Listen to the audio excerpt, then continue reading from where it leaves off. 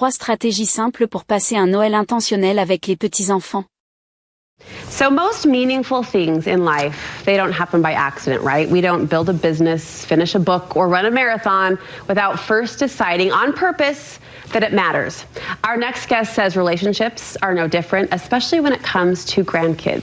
KSL contributor Dr. Matt Townsend has 3 ways to pursue an intentional Christmas with your grandkids this year. Great to see you. Good to be here, Brooke. I want to acknowledge this up front because I do think this might surprise people. You believe that the path to be a really good, influential, meaningful grandparent, that path is actually really simple. So simple. We just don't usually notice it because we're too busy getting presents.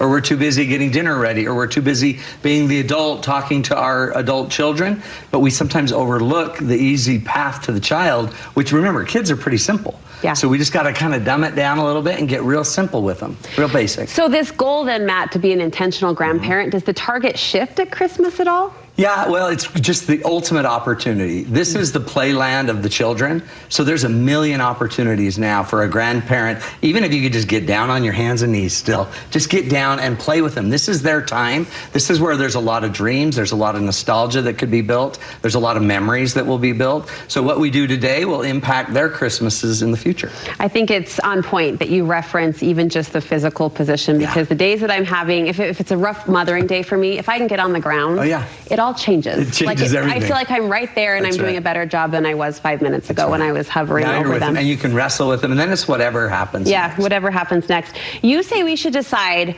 right now, as in days before the actual gathering, what we want that Christmas gathering to look like. Really powerful. What you could do is just start to ask yourself, what do I want? How do I want to influence my grandkids? How do I want them to remember me?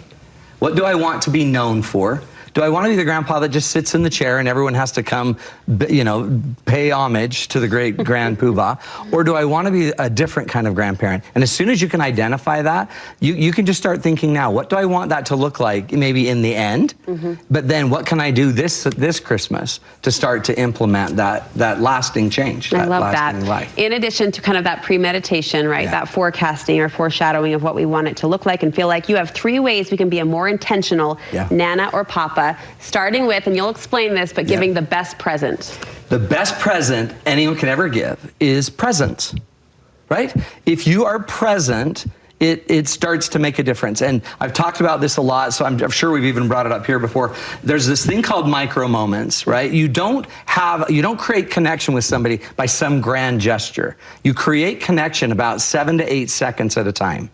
So all you need is 7 to 8 seconds throughout the time with each of those grandchildren to create some meaningful moments. Okay, so if I'm a grandma, I'm a Nana, and I've got little kids, little grandkids. Little kids walk in. How might I create those micro moments? The minute you see those grandkids, you go big and amazing. It's so exciting. You're here, you get down, and you create an 8-second moment with each one of them, eye to eye. Now the key is you got to be in sync. You got to be way positive and way charitable, way caring. And if you create that 8 seconds with them, they'll feel it, you'll feel it, you'll know you have it when you see the glimmer in the eye, and then that effectively has created a moment. Now, if we could have 7 or 8 more of those before we leave, we've created a really powerful connection. In 7 seconds. In 7 seconds of time. They're called micro moments, and over time they build up to really, really powerful relationships. What about the bigger kids? Teenagers are tougher. Teenagers are a little tougher, but you might go tease them. You might pull their sweatshirt over their head. You might ask them about their girlfriend. You might tell me about your friends. Hey, I heard you went hiking. Where'd you go? Just get into them. And literally, though, the key is just 8 seconds, being excited about them. Again, they're going to want to move away, and we've got some other principles for when they move away from us. But there's power. There's power if we just make that little moment. All it is a moment. It could be flipping peas at them at the dinner table. It could be anything, and it's literally a shared moment that only you two may have caught. I'm seeing the kind of grandpa you are, and I like it. I'm a troublemaker. Hoodies over the head, peas at the table. You warn us not to get too fussy or hold too tight to our Christmas plans. We know how children should be, and the problem is they aren't those children. And so what we need to do is learn to meet them where they are. Meet them where they are. If they love gaming, you need to be in the game room.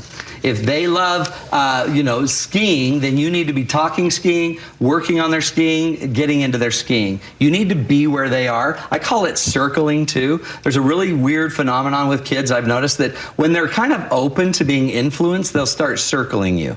Physically? They'll like be in the kitchen, they'll be around. When they don't want to be influenced, they are away from you. Okay. And so when they are away from you, you need to go find them. And if they're playing a video game, and even if in the back of your mind you're like, I don't believe in video games, that doesn't matter. Your beliefs don't matter here.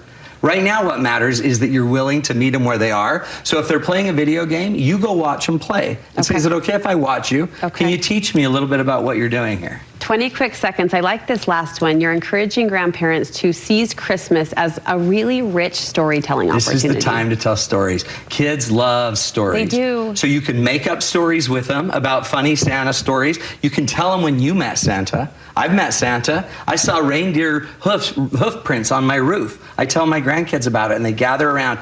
You can also talk about the strengths of ancestors that have gone before and how they're carrying some of those strengths. Yes. You could say, when you did that, that reminded me of Grandpa Joe or whatever. Share the stories because it'll engage them. They love a good story anyway. And most importantly, you create a connection between those that have gone before and those that'll come after. I love it. Thanks, Matt, for helping us make these moments powerful and meaningful. Before we say goodbye, I've got an insider tip on a really great Christmas gift for your adult kids, your in-laws.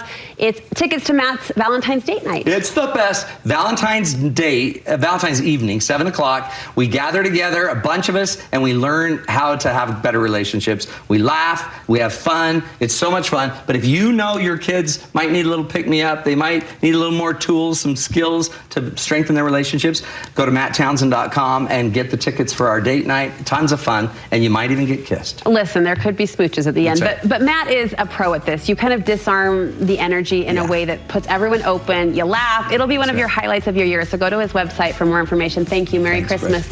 Ce site peut vraiment vous aider à améliorer votre compréhension écrite et orale de l'anglais. Grâce à l'IA, il découpe les phrases en segments faciles à comprendre. Vous pouvez régler la vitesse, mettre en pause ou revenir en arrière pour saisir chaque phrase. Le site propose des traductions dans 20 langues, rendant l'apprentissage plus simple. Il suffit d'entrer en nieste.com dans votre navigateur. Essayez-le dès maintenant.